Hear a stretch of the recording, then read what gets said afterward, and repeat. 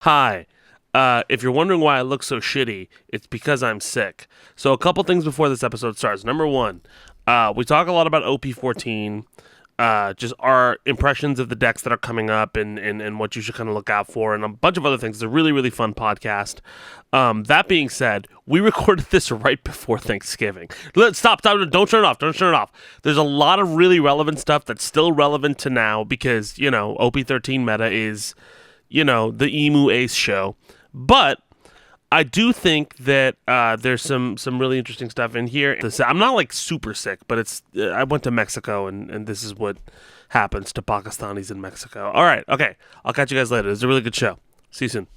I flush that shit down. They about to come back, show out. Take it to the last game, last round. Who wants some? No more quarters, everybody about to find out. Hey, welcome to Go for Lethal. My name is Zetabani. I'm Dean Kazanov. And I'm Chris Okamura. Oh, and it's the holiday season. It's the you know what? Where's the red? I don't know what. Thank you for saying it 8 times. Thank you. Thank you. Thank you for that. It's the holiday. It's the week of Thanksgiving. We filmed the last podcast you saw the week before. It's the Go for Lethal holiday special. Zach could not be here. He's working as an elf in Santa's thing. He's that short. That's That's insane. I'm gonna catch a rash of shit. But no, Zach can't be here. He's busy working, but we wish him all the best and a lot of love. But we're here to entertain you. We got a couple things to talk about because a lot of things have happened in the OP14 meta and even in the OP13 meta. So very quickly, how are y'all doing? How you doing, Chris? How you doing, Dean? How's your Thanksgiving? Any Thanksgiving plans? Just doing some family stuff. Nothing crazy. Also doing some family stuff, but having Friendsgiving tomorrow at our local game store, Nice. our LTS. If both of you just said family stuff, I'd be like, thank you for telling me the most surprising answer during Thanksgiving. Hey, Just family Yeah, stuff. I'm actually taking a red eye to Mexico City, and I'm gonna go track down the cartel for Thanksgiving. What'd you want me to say? Like, realistically, what'd you want me to say?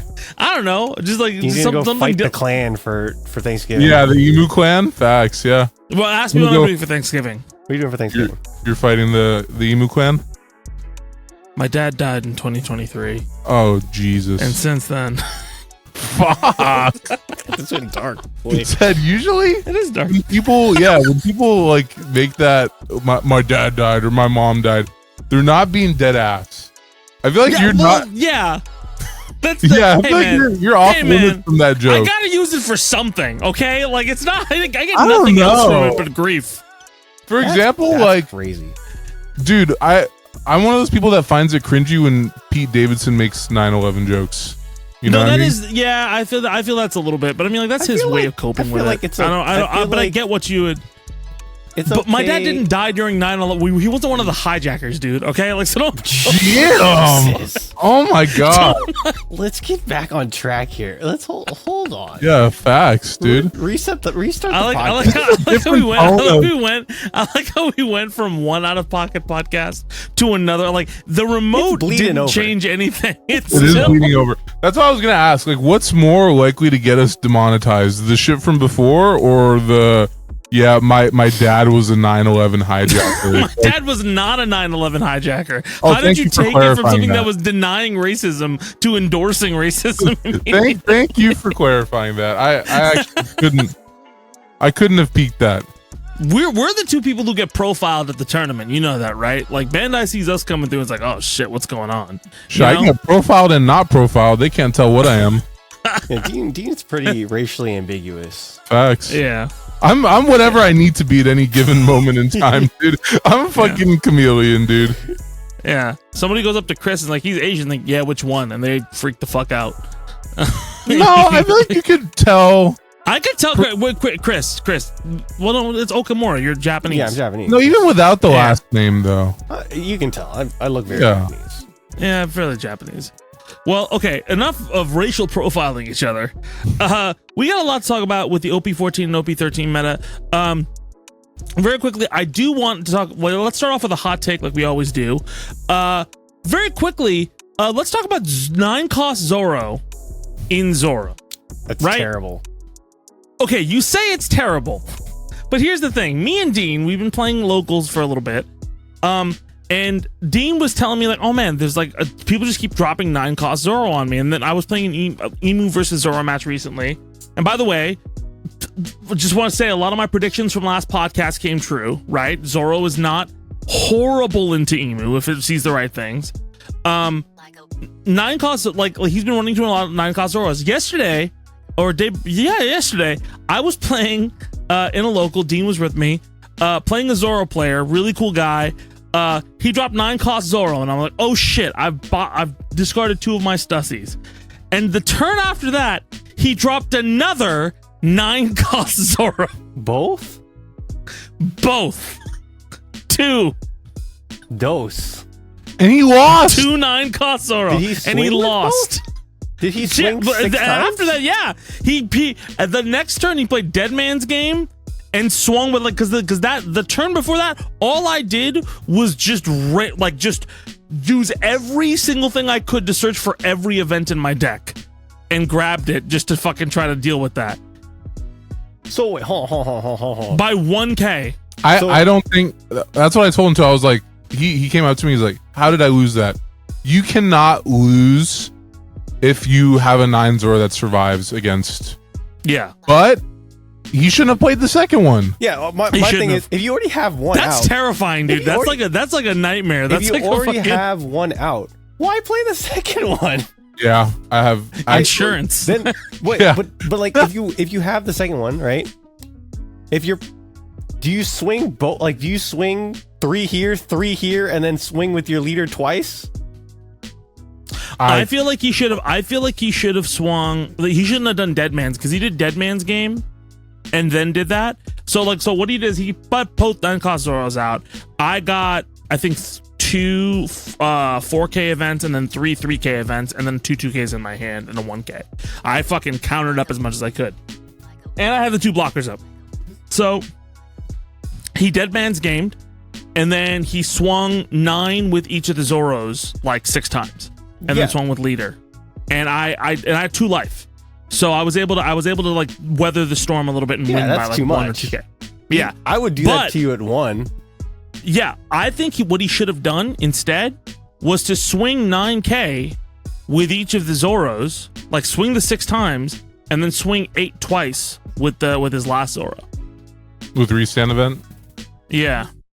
Well, without the restand event, I feel like if 9 Zoro survives, like against Emu, and they've pressured you successfully the first like 4 turns of the game, it's actually unlosable for Zoro. Like all 3 of my losses this weekend were to 9 Zoro, and that's a I think it's such a like win more card against Emu. Yeah, when you already have like outlets to beat Emu, right? And it's so frustrating. So the fact that I understand playing 1 because 1 is not going to make a big difference in your deck, but like playing 2 and then seeing both of them and then playing both of them in the same game. Well, the thing is, playing both of them back-to-back turns while 1 is already on board is crazy. Yeah, because then he had a really tough hand. I'm not gonna lie, he had a tough hand. But I wonder why he didn't just Dead Man's Game and then swing with the first one. That's what I'm saying. I don't. Yeah. It was kind of tough. But I'll be very real. Like on the receiving end of it, I was just like, I don't know what the fuck I do here. Like I don't know if I can count. Like I don't know if I can counter 7, which is crazy. I don't know if I can counter 7 swings in a Dead Man's Game. That was nuts. But like, I mean, also, but to that point though, like we've been talking a lot about how like it's the Zoro deck that beats Emu, but nothing else. I don't know if that's necessarily true because if you played 9-cost Zoro, it's so bad against Ace. Why is it so bad against Ace? Well, Red Rock, obviously. Like you drop it, Yeah, it's Red Rock, and then what? Like if you swing, if you're gonna swing 9 or whatever, I'm just gonna 3 block with the Whitebeards. I also just you're getting 3 swings on that 9 and then another 8. It's Yeah, why two I swings keep on them the running the Shanks instead. I've seen some Zoros run like one of that. The ten I Shanks. think the Shanks is better. The personally. restand one, right? The Yeah, restand because just stand. gets value immediately. The Yeah. issue is Zoro like has to stick around a turn to Right. see value, right? Shanks immediately is just like a 12k body, and then I'm gonna use the rest of this Dawn to swing with the board I've established already, because like Zoro in that matchup against Ace goes so wide, but it's more of the swings are not large enough to be really like Yeah, it's scary. meant for Ace, right? Yeah. Like sixes and Well, and sevens. also the thing too is like I still run Taxbeard, right? And then I run like the 9 and then I run Yeah. the 9 Zoro or the 9 Whitebeard. So I'm either gonna be at 8 or I'm gonna play Tax.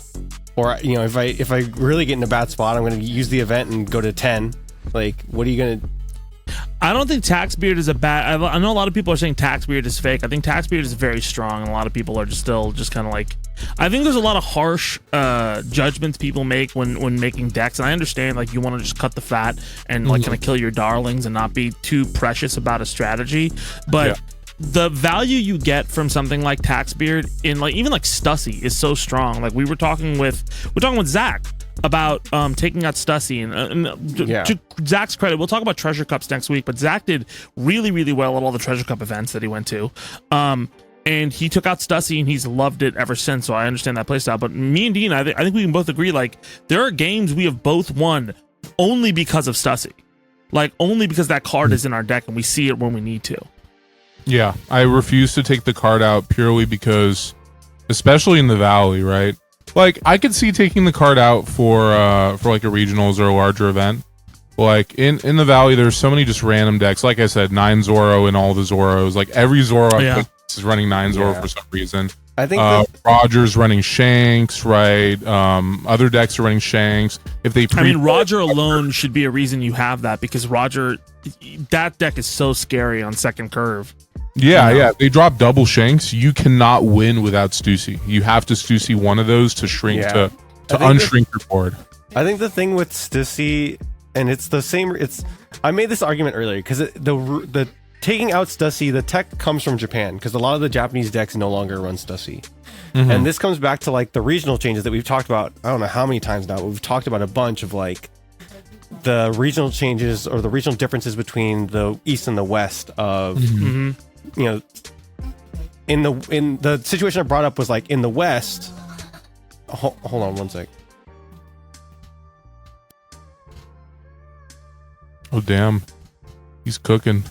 No, so the changes, you can cut that out. But the thing I wanted to bring up was like in the situation I want to bring up was like when you get the first Whitebeard down for Ace, right, on that 8 Dawn turn. When I get the second one down on my 10 Dawn turn, I'm 90% of the time I'm swinging with that first one. Yeah, for sure. Yeah. Right? But in the East, especially when you watch some gameplay, a lot of the times the Ace player will leave both up. That's crazy to me. Right? So the only like, time you leave both up is if you're really in danger of dying, if you're right? really in danger. But like the thing is, like that's just the play style that the East has kind of adopted, where I can see you not really needing the Stussy and not needing to take out that second beard because they're not threatening with it, right? They're just using it. They're playing really defensive. Yeah.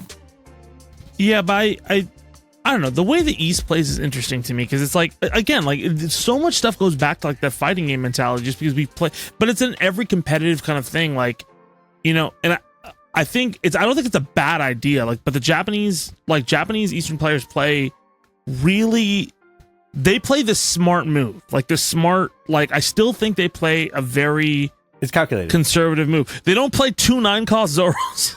Like, fuck it. Well, again, But that's what I'm saying is like what makes a lot of these competitive games, like they're not just, what makes card games like this interesting is they're not just on paper. Because if everything was on paper, poker and One Piece and most of these games and even chess would be fucking boring. Sure. Because there's an optimal everything, right? But you're not mixing in player emotion, you're not mixing in risk, you're not mixing in judgment, right? Yeah. Like a wrong move can be the right move in a lot of places if it throws somebody off, right? Like I think it's just interesting to me that like they would take that out and it would do so well here. I keep harping on about it, but I will never, like, I love that about the game. That's not me criticizing Japanese players. I love that there are different strategies there. Yeah, I mean, again, it goes back to like, again, when I was playing in Japan, there's like the Western, again, the fighting example is like the Wake Up Super, like the American Wake Up Super, right? Like, it's the idea that like, when like we risk it for the biscuit, like quite often, like it's very often that like, but I have one swing on board, you have no life, but you have 4 cards in hand, and I'm swinging, 9K. Okay, I'm gonna take the risk that you just don't have. You don't have it, right? The Japanese won't risk it. They'll play for the next turn. Yeah, but like for me, I'm like, fuck it, like let's go, let's see. Yeah, right. And so I've won a lot of games in Japan just because of that, just because they weren't ready for me to swing with the not like. There's no expectation that I'm going to do that. Yeah, it doesn't make sense that you would do it and you just did it. And I just do it. And so it's like, okay, that's cool. And so again, taking the Stussy out, Stussy is definitely more of like a, like you're not even going to give me a chance to swing. Like you're going to give me a chance to like try to test you, right? So like I could see it. I can see why you would take it out. I just don't agree with it. But I understand. Me and Chris know really well. We know Alex Valle, who's one of the best Street Fighter players ever, and one of the other best Street Fighter players ever, and one of his rivals is Daigo Umehara, who's like I'd say the Michael Jordan of Street Fighter at this point. Yeah. Daigo's famous Evo Moment 37. He's well known for the Ume Shoryuken, which is like a psychic Shoryuken. It's an invincible Shoryuken, an invincible uppercut. He just do it in the middle of things when you're trying to do something. He'd Shoryuken Dalsim's limbs. He'd Shoryuken you when you were trying to do something. You're like, fuck, man, this guy can read you like a book. And then when you ask Vi, he's like, that motherfucker is mashing. You don't even see it. He's mashing. And people go, oh, Ume. Oh, Ume. Yeah. It's not calculated at all. He's just trying shit and see if it works. I think there are some. I think there's calculated risk, but then every so often people be like, yeah, fuck it. It's like I don't think that Japanese players don't have it in them to do that risk it for the biscuit, but I think that the times they do it are far less than American players who lead with it. Does that make sense? Yeah, I mean, it's my first thought immediately. It's always my first thought of like, yeah, can I go for it? Can I do this? Yeah, because it's gonna make the person go, what the fuck is going on? It's gonna destabilize them a little bit. And it's something too that like so this weekend was Dean is very calculated. Dean doesn't do Dean. I don't take risks. There's no reason to, in my opinion. Take some risks. I mean, there's situations where I have to. Like yesterday, almost every game, I had probably like the worst luck I had all weekend yesterday at locals. Like, I'm talking playing emu mirror matches, not seeing all 5, not even one game. I didn't win a dice roll. Yeah, I didn't win a single dice roll. Yeah, just like the dice roll thing is okay because it's like 50-50, right? You know, but the other stuff, like for example, I played almost the entire game on first curve against Ace in the finals yesterday without Jupiter. Oh God! And I milled 2 Stussies early, so like if I milled 2 Stussies, then my 9 Dawn turn has to be the Jupiter turn, right? Because I pump my board and then pressure his life. They all ended up being within the last 10 cards of my deck in a row. We were all going crazy. Like we were flipping at that point. It just like nobody could believe it that was watching the game around us, because I drew 1 off Warcury when I blocked. I drew 1 for turn. I drew 1 when I sacked a body, right? And then I'm like, dude, I just drew 3 Jupiters in a row. And one of my friends, my homies, comes and like looks at the top. He's like, yo, Dean, just fuck the game. Just flip your top deck, bro. And it was the 4th Jupiter. That's insane. You know what I mean? So like just insane luck. So there's situations like that, right, where I have to take like uncalculated risks, because what are the chances truly of all 4 of like a playset of a card being stacked at the bottom of the deck? But if there's no reason to do that, like if it's a cookie cutter game, you know, there's no reason to take risks. Just play according to your strength. But the way you lead, like I think a lot of times, I don't know how you feel, Chris, because you have more of an understanding of it. But the way you play, I think, is a little bit to torture and destabilize your opponent more, right? Like that's I think why I mean like you risk it for the biscuit in the U.S. Like it's mainly meant to like for me, I'm gonna make Dean, your opponent hate this, and like I think. Yeah. We've talked about this exact thing, and I'm not a fan of it. Chris is probably going to bring that up right now. Yeah, I mean, like Dean and I have talked about it a lot. Of like my whole thing is, and it comes from like a chess thing too, and it comes from a fighting game thing of like the scramble or like getting off of book, where like I want to put us in the weirdest position possible, and then I trust my fundamentals or my understanding of the game more to get us out or to be able to navigate like the muddy waters of the scramble better. That's a very good. I think that's an interesting way to put. That's a very Western strategy. But I think the issue is it can't come at the cost of your strongest play, and that's what I've told Zed before. Is like if your strongest play is Jozu on 6, bounce 2 searchers, you can't go, oh fuck, he's got a big hand. What if I swing 7 or 8 and then putting him for that 4 Dawn I have left over, right? Yeah. It's not worth it. Like, yes, it's destabilizing, right? And you might, putting them into an unplayable hand, but why not just take the strongest play line that you're I mean, again, I think that's a risk reward on a lot of this stuff. And like, again, it's something where something like that. It's finding the right balance of risk versus reward. My thing is always like Dean and I have played enough games where I've put us in some weird situations where every time me and Dean play, there's something where it's like I've never seen this board state in my life. Yeah, we were just talking about those garps, right? You swung what turn you put 3 Dawn on both of your garps and swung. Tell him the play line. Yeah, so the play line was like it was double searcher garp. Then second turn was Marco. And then the 4th turn, I didn't really have a play. I think the only play I had was like pudding or something else. And so I was like, it's not good. So I was like, all right, let me just, it was like, I could Ezo search, I could Otama, or I could like pudding you. And I was like, there's nothing really here. So I was like, all right, let me just swing leader, see what you do. You countered out. And I was like, swing with the Marco, counter out. And then I just attached 3 Garp, swing 5, attach 3 Garp, swing 5, right?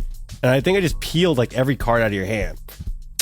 And I was like, but what? And then from my perspective, it's a totally uncomfortable situation, right? Because I have to give up 2 cards I didn't think I would. But from my perspective, because I was on the first curve, I remember, like, whenever we play, I always want to take the first curve against Chris because I want the, like, the practice, harder practice. And from my perspective, what do you think is worse for me? Ripping 2 cards for me and establishing nobody, or ripping 2 cards for me and establishing a 4K body, which is what pudding is. Right. Because that's what, my opponent in the finals yesterday did, and it worked because I have to respect that 4K body, because that 4K body is a 6K when he plays his 10 beards, right? Right. Yeah. And that's what that matchup comes down to. Like, yes, it was uncomfortable, and I think if there's like, if the advantage is like marginal between the 2 play lines, then you just take whichever one like you have a gut feeling about. But if it's like clear this is better, I don't think you ever take the worst play just to I don't. I'm not talking about that. I'm just talking because again, in this situation, I think the way you were describing it to me, Dean, was like, don't take the surprise play just because it's a surprise. Yeah. Like because at one point I was supposed to play I was playing purple black against him, and I was trying to say like, oh, does this actually work against Emo? Which it does, but on the turn when I was supposed to play the beer Luffy, I played Robin instead. I remember to that. neg cards from his hand, and he was like, that's easier for me because I'll neg the 2 cards from my hand. 2 cards, but like 5K leader. Yeah, I'll take that anyway. So I can't. So and his whole thing is to pressure me until endgame so he can just loop that thing because then he wins. Yeah. Right. So I mean, like, it was, and also I had taken second, right, instead of taking the first curve, which is good to destabilize him. Yeah. So, 100. I think 100%. Like, it's one of those things where you don't. I mean, you were talking because I interrupted you, but I think it's. I get where Deed's coming from. Like, don't risk it just to risk it. You have to risk it with my thing is like, you never mind. risk it just to risk it. My thing is, again, like Dean was saying, if it's close or if you don't really have another play, go for the weird stuff. Like, don't be afraid to go for the weird stuff, right? I think a lot of people. But I love. Sorry. I think a lot of people are like, well, this is quote unquote suboptimal, but it's what I should be doing. Like, again, in that play, like, again, you had 6 cards. I maybe should be putting in you, or I think the smarter play would probably be Otama and then attach it on to leader. and or see what I draw off Otama, and then if Or not, Izo, yeah. yeah. And if I don't see it or anything, then attach it on and swing.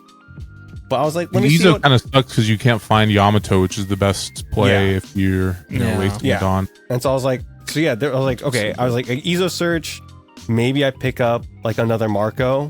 That's about like as optimal as I could get off of that. And I was like, okay, well, all these seem kind of whatever, and so let me just try this other thing. And again, it's something where I'm happy to do that while we're testing. I'm happy to do that at like a local. Would I do it at a regional? Probably not. Yeah. But like, trying to figure out what's going on. Yeah, absolutely. I'm going to poke the bear and see what's going on a little bit when I swing 2 5s with Garb. And I like that, we've gotten to a point in deck building with this game. Maybe that'll change the rotation because the card pool, shrinks. But like there are things that, especially in the 2K realm, that just help stabilize what your deck wants to do. For example, Well, let's. I'll just bring this is just a last finishing point. Is like they're reinforcing things for what your deck wants to do on certain turns. Like I think the 4 Dawn turn is really pivotal for Ace, right? And now instead of Jozu, motherfuckers are playing King Do, because it's a 4K body that swings for 6, so it provides the same utility that Marco and Yamato do for 1 turn. Yeah, it's gonna get cleared the turn right after that, right? But I like that we're getting towards like a game state, or a meta state where there are 2Ks that let you accomplish what the deck wants to do optimally on that turn. Even if it's like a subpar version, it's still what it wants to do. It's better than fucking playing nothing or just swinging big, which is what One Piece has been for forever, right? It's like, oh, it's my 4 Dawn turn. I don't have a 4 Dawn play. Okay, guess I'm putting it all on leader and swinging face, right? Guess it's just all YOLO, Yamato, double attack, banish, whatever the fuck you can. Now there's other options. Like just take the life, Okay, well, speaking of that, I think that's actually a really good segue. Like everything we're talking about is a really good segue into talking about OP14. Last podcast, which we filmed last week, and when you're seeing this, probably even more information out. We were speculating about the strength of OP14 leaders. We were speculating about the strength of Crypto Croc and the strength of Law and the strength of Dofi. And what's funny is, like, first off, the sim got updated with all of the OP14 cards before the set was even out in Japan. The set came out in Japan, and we've seen quite a bit of movement in this meta. And it's very positive, to be honest. What went from people were saying was a solved triangle meta to some degree has turned into a pretty crazy meta with Emu getting power crept on. So I wanted to talk a little bit about that very quickly. Number 1, how much have you read about the OP14 meta so far, guys? Number 2, how much have you played? And what do you think? I've played. Well, we'll start. I know, Chris, you've played a little bit. Dean, you haven't played much, but let's start with where everybody's at right now. I played 0. That's what I was actually curious about. Zed, I know you're a big sim player. I notoriously, in our friend groups, hate the sim. Chris, do you play a lot of sim, or? I don't play a ton of sim. I play a lot to practice, but I do play a lot against Japanese players, just over Discord. And I played a practice. I like playing the sim it's a free. It's Marvel Snap without Marvel Snap prices. Yeah, I just get bad habits playing sim too much, but that's that's on me. Also, I've watched a ton, and I've played a ton, and I've read a ton from Japanese players. Tell me if this is a feature. I don't know if I was just watching somebody who coded their own thing today on TikTok. Can you play yourself? Yeah. Yes. That's crazy. That's a great way to. I listen. I know that you get bad habits from playing sim, but to be honest, playing, like, being able to play against, like, even like you guys are really strong, so being able to like catch up with you guys and actually grind and stuff like that, sim has been very, very helpful. I mean, obviously, certain people are going to slow play you on sim. Certain people do not give a fuck. People will do crazier things, right? But like, at least learning how, like, just it feels and what to draw and those kind of things, I think really does help playing sim just a little bit to figure those things out. Sure. But yeah, and speaking of that, with OP14, because it's so new and because a lot of people were playing because they wanted to get their taste on it, their hands on it, I think we have a pretty good like set of like expectations for the things. Are still early, but it's looking like, shocker, MIHAWK is very strong. Yeah, very, very strong. Croc was strong initially, but then it's kind of okay. Dofi's strong. Can I talk about the think Can I talk Jinbei- about the? Yeah, can I talk about Jinbei? Yeah, talk Oh about my God, Jinbei. Talk about Jinbei's- Jinbei, and then I'll talk about MIHAWK. Jinbei's so much fun. Jinbei's fun. He's board swarmy. He's swinging at you. It's great. I love. So Jinbei. what's the conceit of Jinbei? What do you feel makes the deck so strong and so powerful? Because it's essentially what is it? ST21 Luffy, but for blue when you have to pitch a card, right? It's the same shit as Rayleigh, bro. It's an ass ability, but they gave it insane support. They it can should do the only thing is like it's the support. It's the certain cards that he gets. Like it's the deck curves out really nicely. It searches a ton of stuff. Like it is just like Dean saying. It is just Rayleigh. Like a 6-drop 7K that draws 3, bro. Big fish fucker. yeah, like you're For just what? you're drawing cards. Again, if you see curve on Jinbei, it is pretty oppressive, and you don't really have disadvantages. Again, it comes down to the thing of like the Rayleigh situation. Like if you don't see 4-drop Luffy, if you don't see the 6-drop, if you don't see whatever, all that kind of stuff, right? It's the same thing, but it's a lot of fun. I like it. I like my big fish boy. Yeah, Jinbei deserves it. Long promos. What's You up? seen those? Yeah, the Arlong promo is going crazy. Is it cope? Because I've been considering buying them like on eBay or TCG. They're 25 a piece. What's the Arlong promo? It's the an 3 old ass promo it's a from 3 the cost. sealed battle kit, which was like a early tournament in One Piece. It was like, you know how they do like these side tournaments, like store treasure cups, right? That are like seasonal and they give really good prizing. Sealed battles are like the first of a wave of these. Yeah. And- Well, let me read So let here's- me read this so yeah. everybody knows. Arlong Sealed Battle Kit Volume 1 One Piece promotion card. $16 now. It's up to 16? $16. Dawn X1 when attacking. If you have 4 or more life cards and your opponent places 1 card from their hand at the bottom of their deck. That I mean when attacking though, when attacking, if you have 4 or more life cards. yeah. I mean, do you have is Jinbei a 5 life leader? Yeah.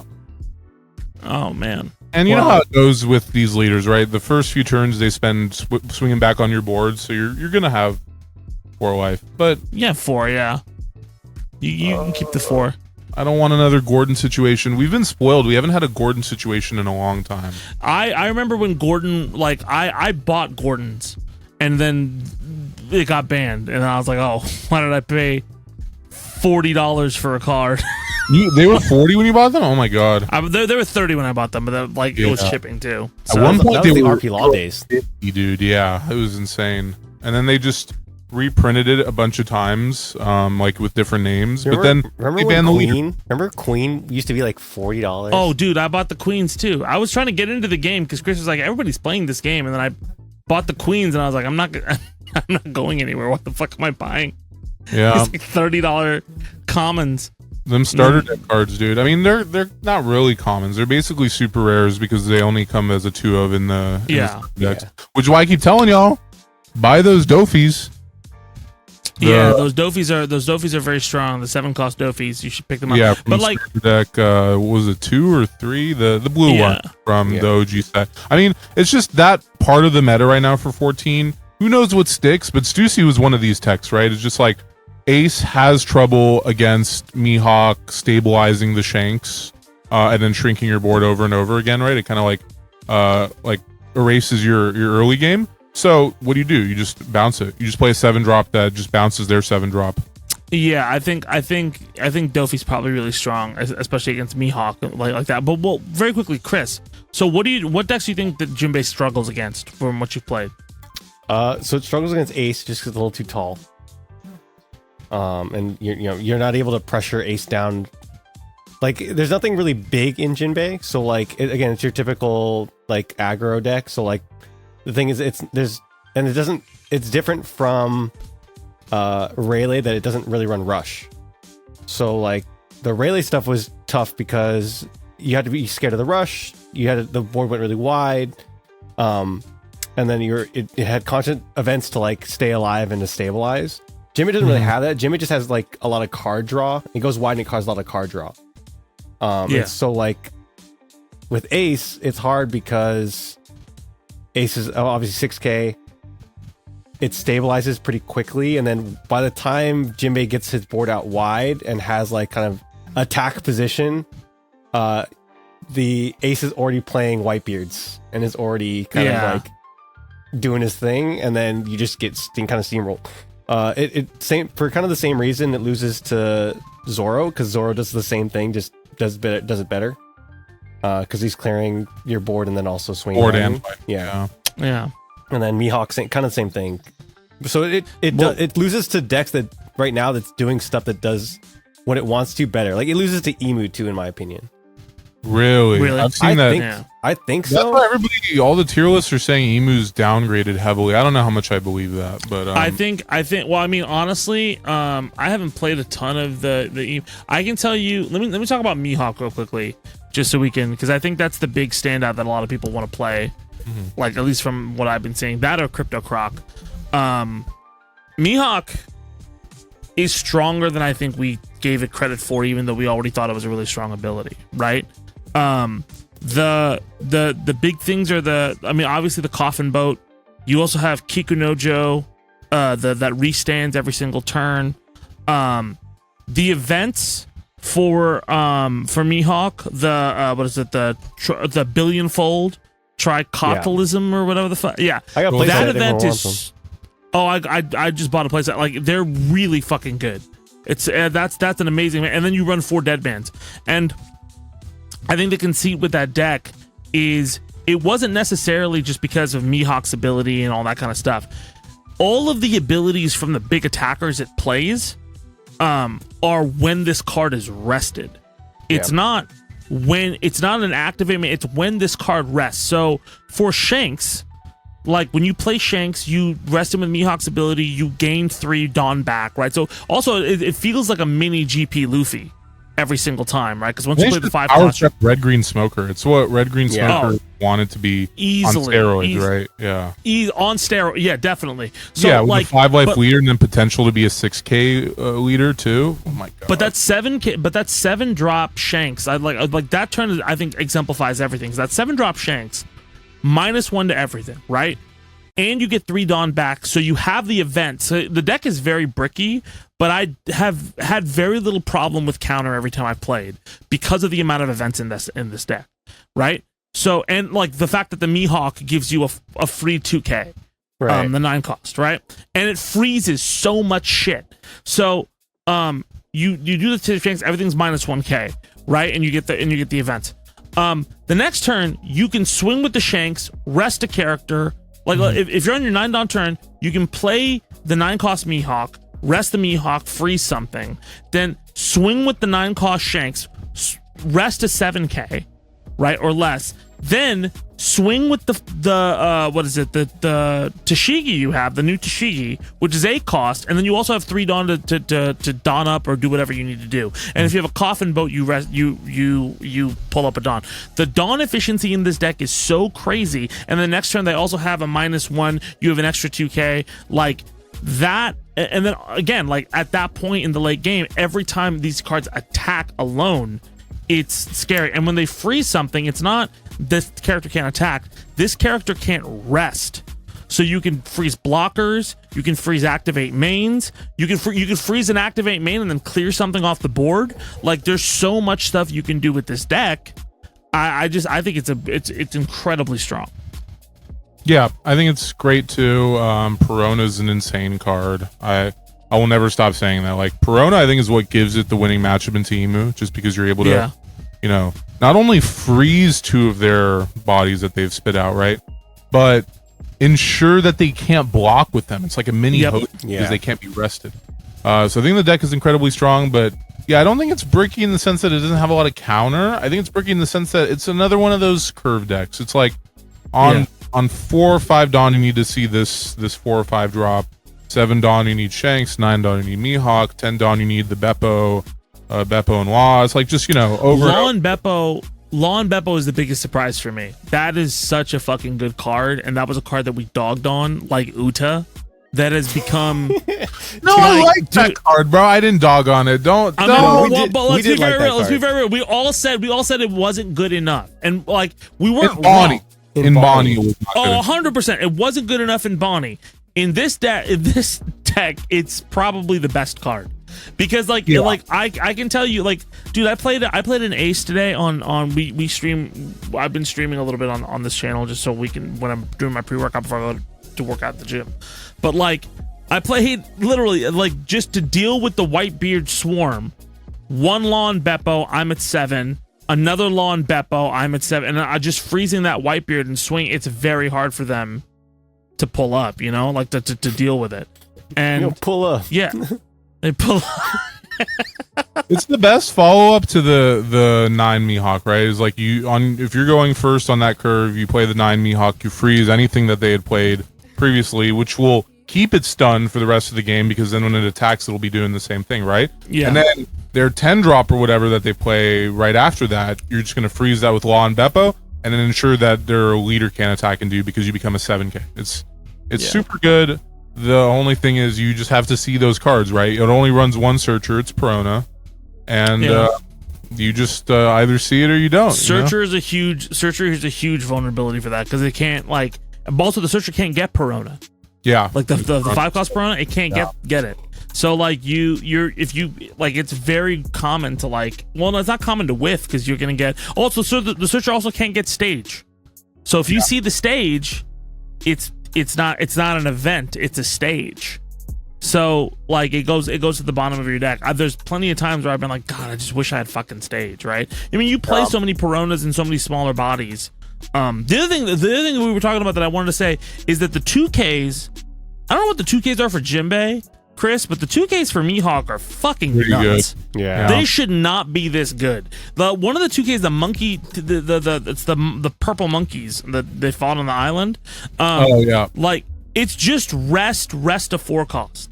Chris looks like he got something to what say. the fuck? Like so later in the game, if I have to fucking rest a War Curie or something like that, I just drop it, rest the 4-cost, get the 3 back. Yeah, it's insane. That's stupid, dude. They've given just green so many 2Ks. Like that one specifically for MIHAWK, but then just playing the MIHAWK 2K, the old one that's seeing playing Zoro now. Like the Zoro that we just got in PRB is super good, right? Yeah. Like just so many good 2Ks. Green as a color. And it made me think, because like you guys know I collect 4 of every yellow alt art. I've just been thinking green, like, very quickly over the span of 3 sets went from the worst color to I'd say arguably the best color. Well, like the thing, the most linear color to the best color, because before it was just you're playing kid. You're playing kid in that's like it's I think the thing is it's not just that it became the best color and they're printing like the best cards for green. I think it's the issue that I have with it is, like, Zed's going through all this stuff of like describing how the deck works. It's all just like, I describe it as like generic green shit that like is just like, it's just generic green. Like, yeah, it's like cool. It's not just for one deck. Yeah, it does a thing and it restands Dawn, and depending on how much it costs, it restand more Dawn or less Dawn. Like, and then the thing is that it's very odd of like, even green Uta, like all the, again, correct me if I'm wrong, all of the green decks feel, because they've gone this direction, all of them feel kind of the same. Where like green, they don't feel the same, but they feel they don't feel the same. But I think like GP, Red Green, Smoker, and this feel incredibly similar. I'm not gonna lie. I mean, all it's, again, I just call it like generic green shit. Like everything is just like, cool, I play this thing, I restand Dawn, I do more stuff, I restand more Dawn, I do all this stuff, and I attach and I pass, and I still have 10 Dawn open for some reason. But that's what purple was too. I mean, purple was the best color without a doubt, right, beforehand, and it was like just all the purple decks felt like they felt a little. No, I think after a while they got different, but for a while it just felt like do a thing, get arrested Dawn. Like that was every purple. Oh no, I'm saying like the effects they got, maybe they weren't tied to like the same purple like Dawn minus or ramp mentality, but they were just like generically powerful cards within the color. Oh, 8-cost Predator, 9 Mom, Giant. Yeah. Like Luffy Taro, the 7-cost. Zoro being a 4/6, which is by itself already that line, so and then stupid. Searching 5. Like because like crazy, when right? they first went this direction, it was kind of okay because a lot of the stuff that we were seeing was like locked to green Straw Hat. Now it's just like green Straw Hat and everything else. I mean, I think they're gonna power creep a lot of other stuff too. Like, I think. I mean, look, generally from the last set, like, look, if we're going into a meta where Blue Red Ace and Emu are the strongest decks ever, right? And Green Zoro, like, let's be fair, like, I think the Green Zoro is better than people were saying it was, but in the meta in Japan, which I'm sure Bandai's looking at, like, they're saying, oh, Green Zoro is just a distant third. Well, they're like, okay, well, why don't we give a check to these other two decks? I think they gave maybe like I don't know what upgrades Blue Red Ace got, but I'm sure with the blue from Jinbei he got quite a bit. It really didn't get any. I didn't get any upgrades. Oh, it just wins. It's still the best deck. Yeah. Which I think is like scary because you think like MIHAWK obviously has the tools to beat Ace, has the tools to beat Emu, tools to beat like every deck from like our current S tier meta, right? But the deck just doesn't have the consistency, and Ace has built-in consistency. Like, I mean, running 8 searchers plus Otama, which is like a functional searcher because it lets you see 8 searchers, man. That's sorry. Yeah, I was just gonna say that's insane. Well, the thing is 8 searchers, but the EZO is so much more than that because it's an extra search almost. Yeah. It's a 2 card. It's a 2 card. It's you get that and you get another card.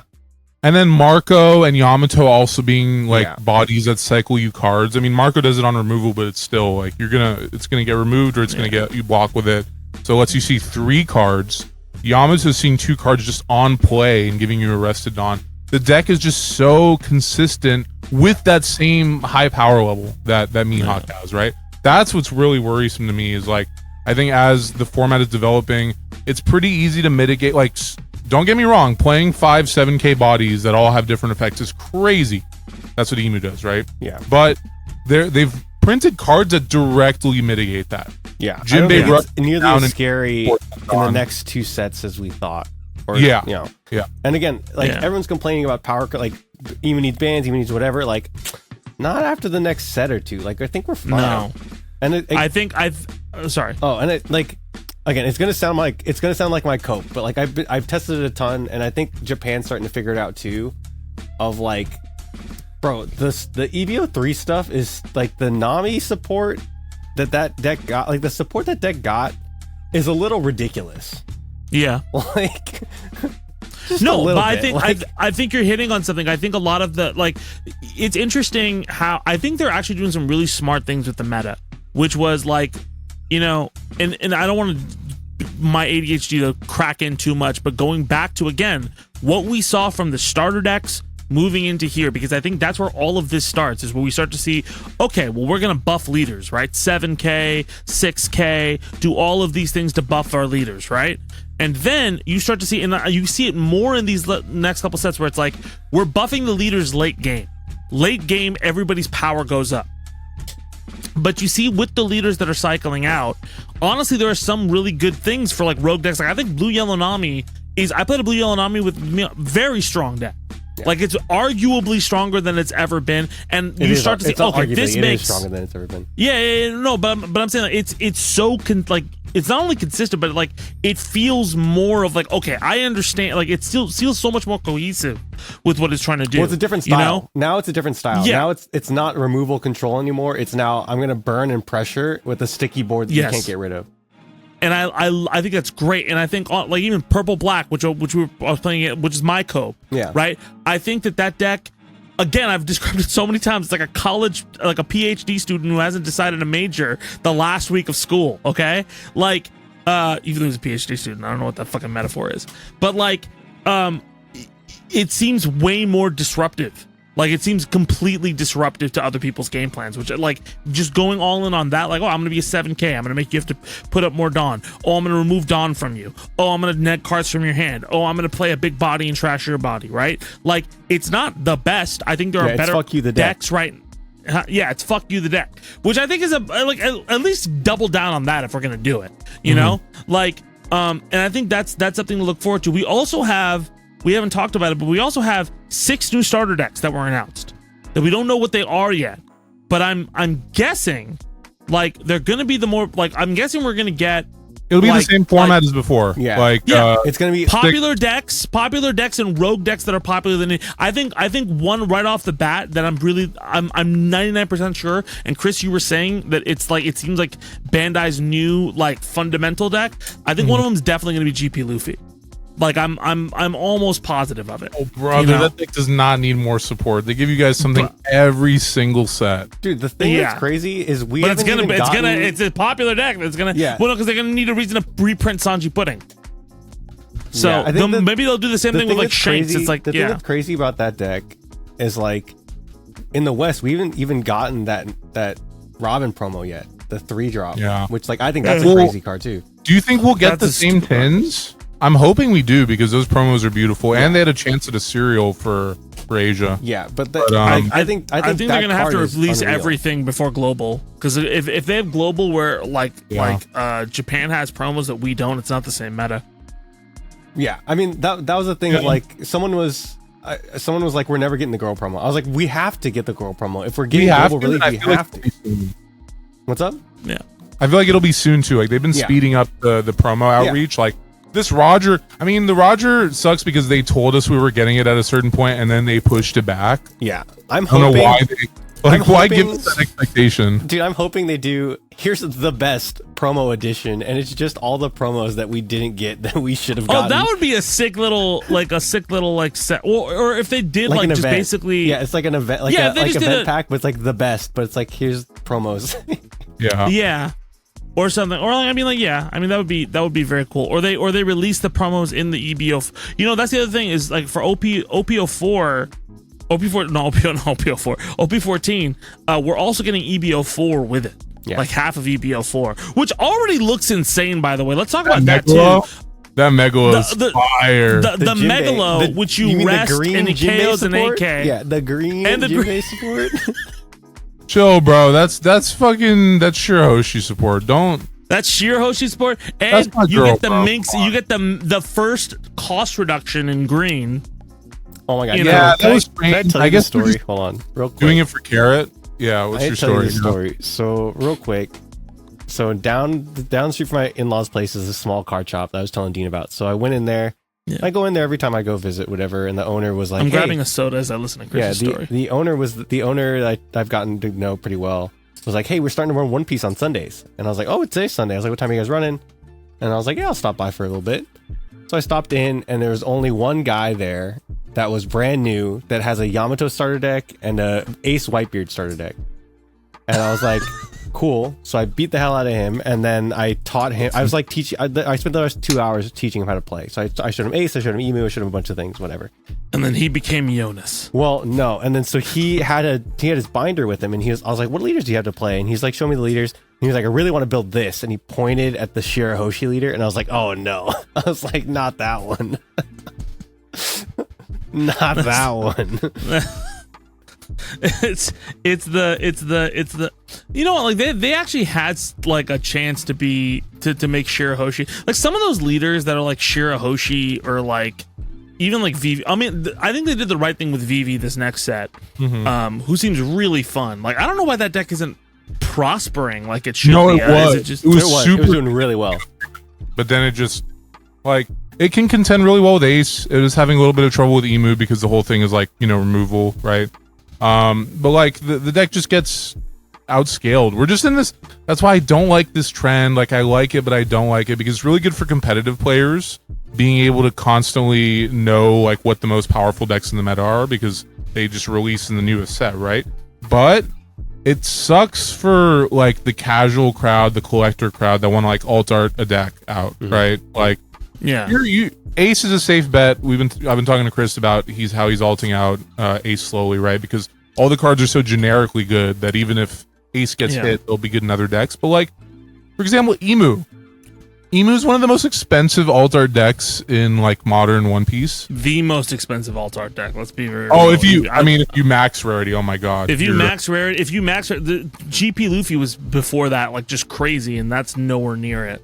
Yeah, and remember, Zed, when we were having that talk in the car when I was going to get playmats for skill diff, and you were like, dude, it feels so bad that I like ulted this deck. I love this deck, but it just gets power crept, and now it's not really good anymore. It sucks, right? That was I think different though, because GP Luffy. Okay, there's a difference between something getting power crept and something falling off of a cliff and then hitting its head and then having to like eat through a tube for the rest of its life, which is what GP Luffy had. Well, that's why one of the sets. That's what I'm saying. Like, I think GP Luffy is such a safe bet because I think, again, from my perspective, I think GP Luffy is like the premier Luffy deck that Bandai wants to keep alive.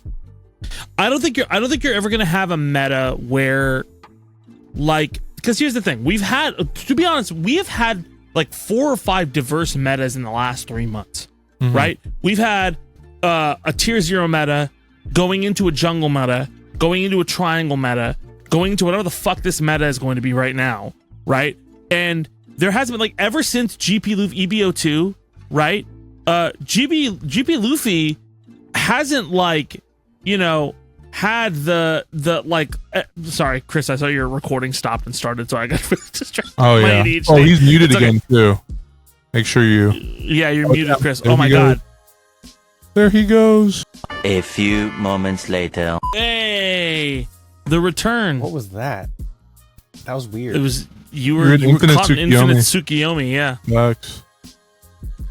What were we talking Really about weird. before? I remember Ted was Vivi. ranting about something, and then Oh, yeah. We've had a bunch of different types of diverse meta over the last few months, right? Jungle meta, triangle meta, whatever the fuck this meta is, right? I don't think we're gonna ever have a perfect meta that completely adheres to everybody's standards, but if you there's so many opportunities to jump onto the game. So like right now, if you don't like these 3, like I understand the variety is not amazing right now, okay? But all the decks are cheap. Except for, I think Ace is a little bit expensive, but even then, like you can figure that out, right? Like nine Ace expensive. I saw somebody say Ace is like $200, but Marcos are only like 60 a piece. No. Together, like 15 together. a piece, 60 for. Oh yeah. No, that's if you like the appeal for me when I got into One Piece was this is a game. If you want to just play the game, it's cheap. You can immediately jump in, and like if you want to like alt art and like express yourself, yes, you double down and you pay for those things. I can understand from Dean's perspective and what he's saying, like, oh well, like, you know, if you really want to commit to a deck, you commit to Emu, it's gonna fall off the top, right? Like, and if you want to play the top of the top of the top of the deck, 100%, like that's gonna suck when you have to do that. But the meta, I don't think, is getting to this point where it's just like an out and out this beats this. It's still very skill intensive. Right? Like Emu is still a very skill intensive deck that can win. It can win against MIHAWK. It can win against Ace. It can win against all these decks. Yeah. Right? It just has, like, you just have to understand it's not clear cut. Right? It's not a clear cut anymore, And I think like when something is tier 0, the issue that happens is that while there may be a lot of player expressiveness with the deck, it doesn't have a lot of friction. Right? GP Luffy was a very player expressive deck, but it didn't have a lot of friction when it came out in EBO2 in that format. It was everything. Oh, it was when so Blue Purple Luffy, oh my god. Yeah. But Blue Purple Luffy coming in, right? And that whole meta, like, was very expressive. Blue Purple Luffy was hands down the best deck. But you still had chances for GP to beat him. Like I beat like 2 blue purples in a regional, right? My first regional. You know? Like, Dean, didn't you lose to a GP in regionals at all, Dean? Or oh yeah, plenty of times. I mean, did you get your shit pushed in by plenty of times, dude. I like that.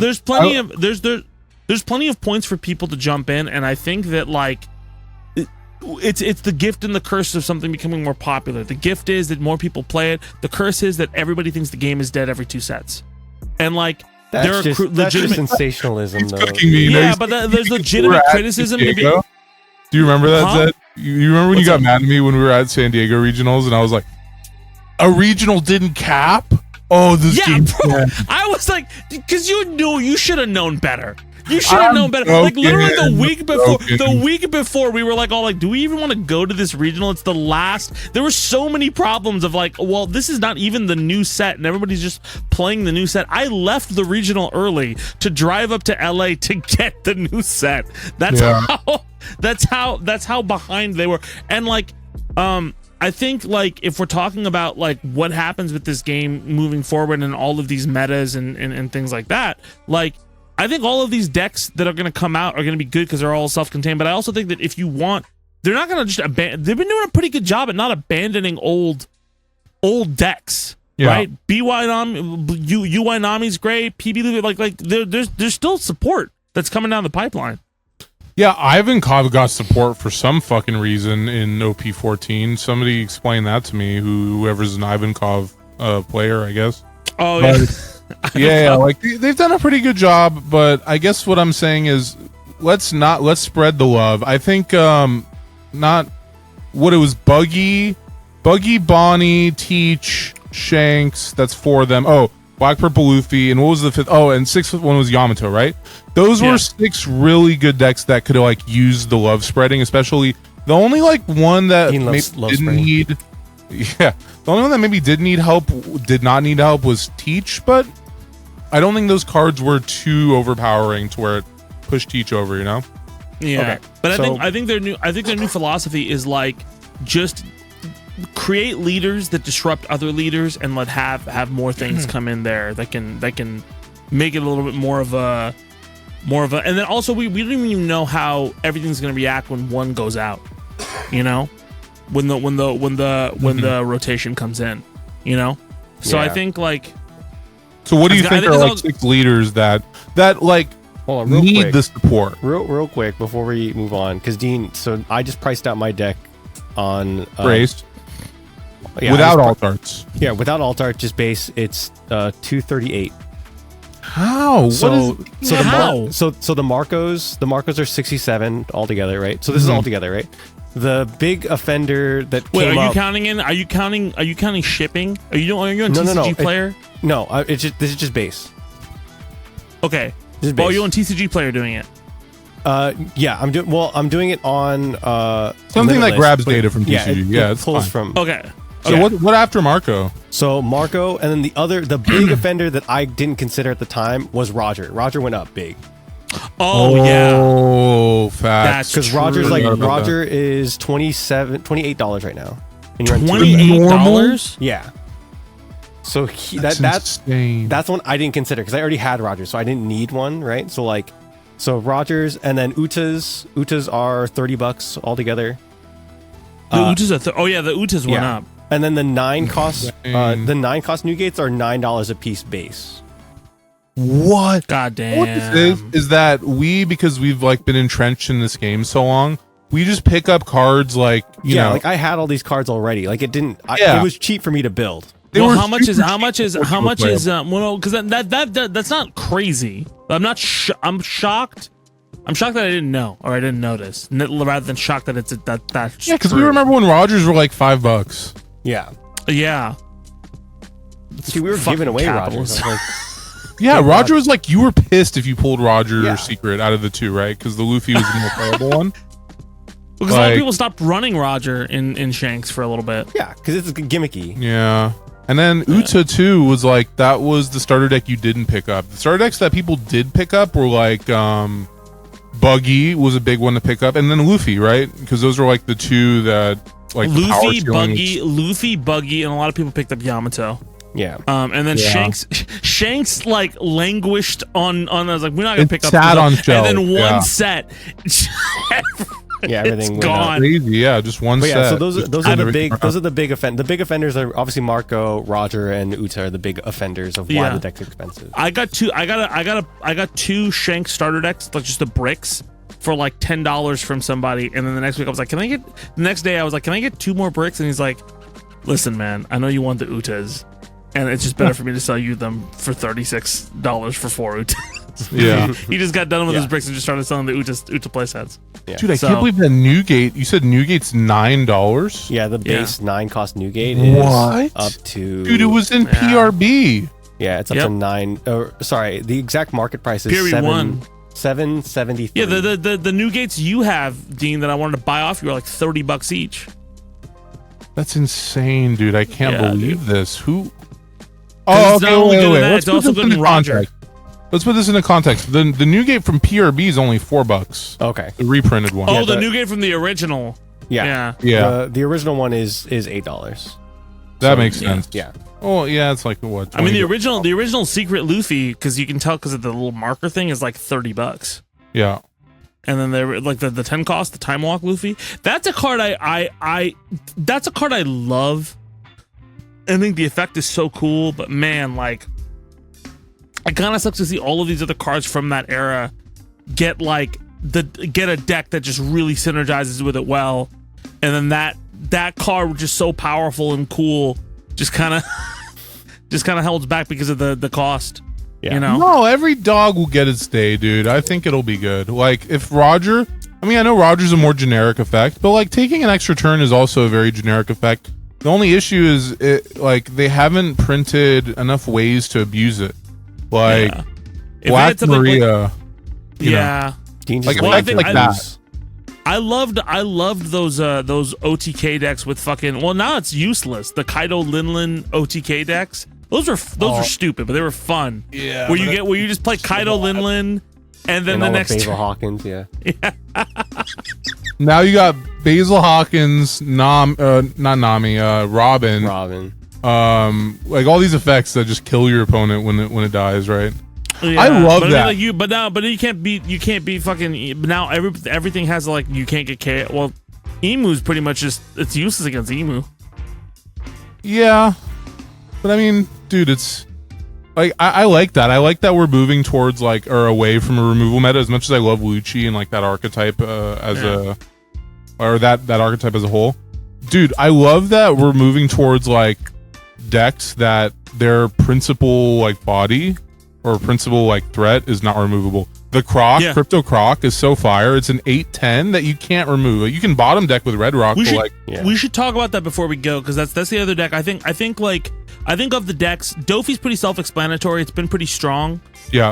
Strong package, but very cool. It's a pretty straightforward package. Yeah. Like, and I think it works well. I think you need to see a lot better players play it. Mm-hmm. I think Law kind of sucks. Law is not. Yeah, it's just not. I thought it would be. We'll leave it. Why does Law suck? He didn't get support. There's no. He just didn't. Like, the thing is, some of those cards are like the Zoro, the 7/8 Zoro is so fucking. It's really nice. It is, but the top end didn't align. Look how well the 8-cost Jinbei aligns with what Jinbei is trying to do as a deck, right? Yeah. Look how good the Luffy from Railway, the 4-cost Luffy, aligns with what Railway is trying to do. Yeah. That Law does not align at all with what Law is trying to do as a deck. Yeah. Right? That argument can even be made for the Dofi in Dofi, like the 10-cost Dofi. The thing that I will say is that the decks that jumped up, because again, we're only in week 1, right? And we'll kind of leave it at this, but like the decks that jumped up week 1, and this happens in every meta, right? Where the MIHAWK and the Jinbei are very fundamentally sound and follow the rules of One Piece as we know that how the game works. And so it's very easy to jump in and learn and like streamline and figure them out, where Croc and Dofi and maybe Law are going to take, and I put Gecko in here too, of like, it's going to take them a minute to... I know Dean hates Gecko. Gecko's so bad. Oh my god. It's not that bad. It's not doing horrible. Dude, it's not doing horrible. Trash 3, heal 1. Yeah. Thank you, Bond. But like, I don't think that like those decks are going to take time for people to learn how to pilot. They're going to take time for people to find like the little tricks and little nuances too. And so again, it's going to take like, I think Croc has a lot. I think the same thing honestly goes for like all of the EBO3 stuff too, like the VV, the Nami, like all that kind of stuff where we didn't have enough time Japan didn't have enough time with EBO3 to really cook, because they got thrown right back. Like EBO3 is always a weird one because they always get, or like the EB sets, because they're always like a mid set. It's always weird in that meta because they don't really have time to cook. And I just think like, give it 2 months, I think some of these decks creep up. Like I think Nami creeps up, I think Croc creeps up. I think Croc creeps up so high. Yeah. The package, like Dovi package is good. Don't get me wrong. Like we talked about the Baby 5, like life gain. Oh, come my way, just being a strong card and strong like mechanic, right? But like, oh my god, does Croc feel like Lucci on steroids? The only thing is instead of removing, you're freezing. That's the only caveat. Which I think is a better thing, because the thing with the removing was like, it feels like you at least still like feel like you're playing the game against this character, but you're still in control. Like I feel like the control, here's what it is: the more decks became control decks than just straightforward aggro decks, right? Like there's a lot more control in Croc, in MIHAWK, in Vivi, right? In I think even in Jinbei, right? Dude, don't you have removal in Jinbei? Well, I mean, you have Red Rock. You sometimes run Red Rock. Yeah. Well, okay, maybe that's just like a fucking blue aggro. You know? Wait 6 Dawn. Don't play any bodies. Bottom one of my bodies. Yeah. Oh yeah. My cat. You can see my cat's like tail is wagging, like he's really angry that I'm not paying. Dude, I haven't been able to see anything from you. You've been lagging harder than a fucking. Wait, I'm lagging? Yeah, you know how it does. Clan Like, lags for us, but it's fine on your end. With the clan members. It's gonna look. It's gonna look hard. Damn. That's got to be one of our merch items. It's just Dean going, damn. It's a good soundbite. Or like sweat, like a sweatshirt that's just sweat all over. Like, I'm not a sweat. Can we talk about this at locals yesterday? Apparently, I'm everybody's final boss. I'm not, bro. Okay. Here's why, Dean. Here's why. Every fucking game. I'm not even kidding, Dean. Every game, you're like, oh, just fuck me, dude. There's multiple times in games where you're just like, I guess I just lose. Like, I'll be like, well, no, you win this one. You lose. We win this one. Oh, by the way, like, here's 10,000 counter. Bro, I played Zed yesterday round 3. I figured it out so quick because, you know, Emu loops the deck so quick, right? 2 of my elders were in life, and they were in the bottom 2. What am I supposed to do? Yeah. Who won that game, Dean? Okay, dude. Who won that game? Who won that game, Dean? This goes to the thing. This goes back to my whole thing of like, game? I don't. You know, do you see the Toronto Blue Jays being like, man, the Dodgers really had it hard. this is what I'm saying. This is what I'm saying. With every time Dean goes, I'm gonna lose. This is worst hand of all time. Dean luck, and then just like scoop. Dude, but it is Dean luck, dude. No way. All 4 of my Jupiters are at the bottom. Dude. He's a Jew. Bro. He's supposed to have my back. He's Jupiter Griffin. If you're pulling the Jew card, bro. Yeah. Okay. You had to fucking go through Egypt until you got like 2 slabs that dictated all of humanity and split a river in half. Okay. That's every game my 5 elders play. were promised to me 3,000 years ago, bro, and I couldn't fucking find them. Ridiculous. Again, for anyone that's listening to this that hasn't played Dean before, the Dean thing goes, draws, he goes, worst hand of all time, and then mulligans, and then picks up, he goes, oh, even worse. And then he'll play 2 searchers and go, oh, I fixed it. and then that's why I love Emu, dude. Fix it. You draw 2 cards a turn. And that's not it. And then halfway through the game, he'll be like, "Oh, digging. Oh, really, bro? Oh, slow down. Hold on." And then I'll just have all counter in my hand, like I'm just chilling. And then all like you'll swing it up for 6. He's like, "Whoa, hold on!" And then all of a sudden he'll be at like 1 life, and he's like, "All right, time to win now." And then he'll start like cooking you. That's what it is. Here's the thing. Like, there was a point where Dean, like, literally just like we were at times like, by the way, can I just tell you, I win. All right, I win. And like, he felt so bad about it. And you were not being shitty. Because immediately I knew, yeah, of course you fucking win, Dean. This is how this fucking works, okay? You tell me you lose game. I'm like, oh yeah, I immediately accepted it. I was like, all right, it's all right. Has Dean hit you with the? Did you do the math? Yes. Oh yeah, I do that too. Yeah, sometimes when I pass and I see my opponent doing math, I'm like, oh, they're just doing the math I just did, right? And I'm like, yeah. You're just doing the math I just did. Just play your Roger, Dean, fine, right? Dean, you do more math. Dean, you do more math than me, and I'm fucking Indian, okay? Like I'm life of pi over here. You can't even. Dean will hit you with the. Dean will go. Did you do the math? Do you win? Do you have it? And then I'm like, no, I haven't even thought about it yet. Dean, I haven't Zed's I'm not talking fucking about. Goodwill hunting over here, bro. I felt bad the other day for any like Emu players who know the mirror match so well. Like, there's just one turn where like you'll be at 3 life or 2 life, right? And you have to take both life. It's not because you don't have the counter. Like, I think what happened when I felt bad against Zed is like they called time and there's like 30 seconds left in time, and I'm like, Zed, I have to take this life to win, but I'm gonna have like 12 cards in hand and they all have counter, right? So like, can I? Oh, you take didn't want to this- shark me? No, but that was no. I wasn't. Yeah, gonna, I didn't want to yeah. shark you, but it's like that's what you do in that mirror match, right? And that's what I mean. Like that mirror match is so cookie cutter. I love that. Like Yeah. it. Oh, I do want to say one thing though, very quickly. Let's end on this because this is a fucking story I told Dean. I don't mean to like pull rank in it, but I want to end on this because I think it's worth talking about. Okay, like first off, you weren't sharking me.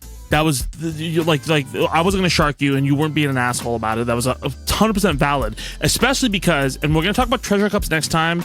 So don't worry, Zach. We're not fucking superseding you here, bro.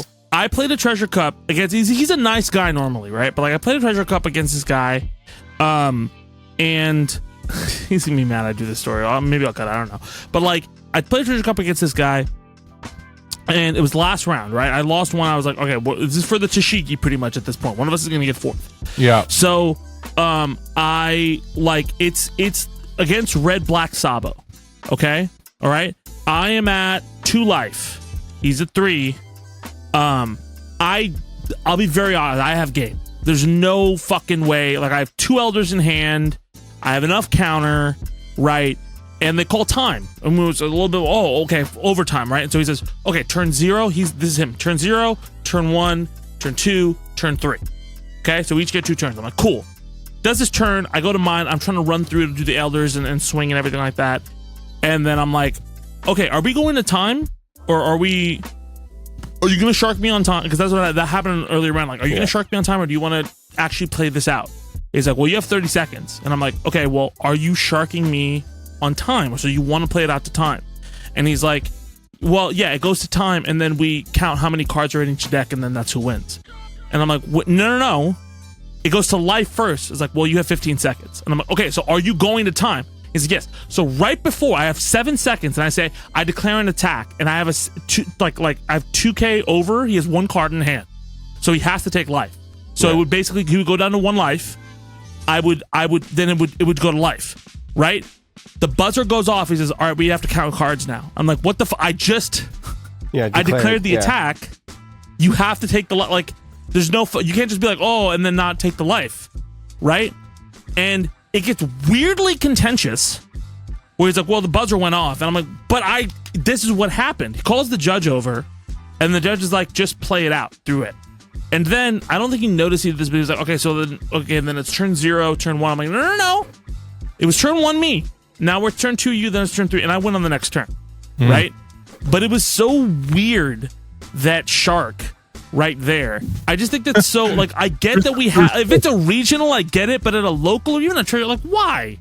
Why are we, he's a very nice guy outside of that. If he's watching this, you're a very nice guy outside of that. I'm not trying to dig it, but that was just a very weird fucking moment that happened, you know? It happens like, so often, Zed, like it's impossible to even quantify. That's why I'm like telling Chris, this is like your first time experiencing this, dude. Watch what happens. It's not my first time, but it was the first time like watching that much of a the going to deck size immediately, because that's 100% not what, like it's only if our life is equal, and then how many characters we have on the board. Yeah, he just knows that's how he wins, so he's hoping that you just give it to him that. Yeah. That was very like shocking to me, and then like I was like, okay, well, what? I've lost thousands of dollars in prizing to getting sharked on time like that. You know what I mean? Where like you declare your attacks, they take the maximum amount of time for that decision.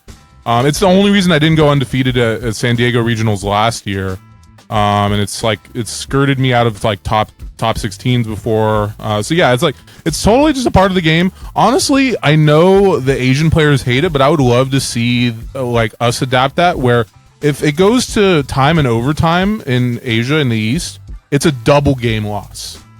So it's kind of like most people don't like slow play there, because what's the point? I'm gonna lose anyways if I slow play, right? And it like hurts my reputation, because what happens is some people are willing to take the hits of their reputation because they still win, right? I think but in Asia, that doesn't cut it. I think 5 minutes is a little bit slow for the 5 minutes or 4 turns. It should be 10. That fixes it easy. Like each person. How about this? How about you guys just play faster decks? Okay, dude. All right. That's actually what it is usually. Just play faster decks, right? Stop playing these slow ass fucking decks. What do you play? What do you play right now? Ace right now. Okay, thank you, bro. Ace. Thanks for that. The fastest deck in the game. Well, Bro. before That's that, the cross. Dean knows. Dean's gonna be as old as me when he finishes a game with you, Chris. Okay? No, Ace pretty fast. Shout out to Cross, who was a really good Rebecca player. Still is, right? But he stopped playing it in regionals because he couldn't take the time to explain what the cards do to people because nobody knows what Rebecca does, OP14. Yeah. And he would just lose to time because the deck like wants to deck out and then just stack like its draws for the next like 3 turns, right? So you just lose to time. Like he'd be like in a complete winning state and just lose to time. I remember seeing it next to me at I think Pasadena regionals, and I was just like, "Fuck, bro, I feel bad." He has to explain what Kyros does to everybody. Like, bro, it's fine, bro. I rest my leader. Someone's like, "Oh, no, tell me again." He's like, "What the fuck, bro?" Yeah. So honestly, that's what would stop me from playing like a completely rogue deck in a big tournament. But that's besides the point. Anyways, I just think it's a tough experience. Obviously, it feels really shitty to get sharked out of. I'm glad that the judge there was like, yo, just play it out, be for real, right? I think it's okay. Look, it's not my first experience with that. I just like it's the first experience with somebody people being aggressive is normal, right? But people being like that, like just the fact that it went straight to deck, I was like, whoa, that's. Well, again, every place I've gone to. He's just trying to get around. Like he's like, okay, this is my win condition. Like let's go to that. It's like BY, like BY, Emu, Dofi, like they're gonna have the lowest deck count because they draw so much, right? Yeah. So just like oddly, Ace too. Ace is low. Like I've gotten pretty low in Ace, dude. Crazy. Yeah, bro, you go down low. Pause. It's a good note. Good note to end on. Yo, use the code Dean Dome. Yeah, I'll go down low with you this Thanksgiving week. Happy Thanksgiving, everybody. Yeah, happy Thanksgiving, everybody. I hope you're thankful. Very quickly, we're very thankful for you to watch thankful for you watching our podcast. We're very thankful to have the audience that we do. Appreciate y'all. And we will be hopefully back after we get some much needed food comas and rest. Oh, so dude, anyway,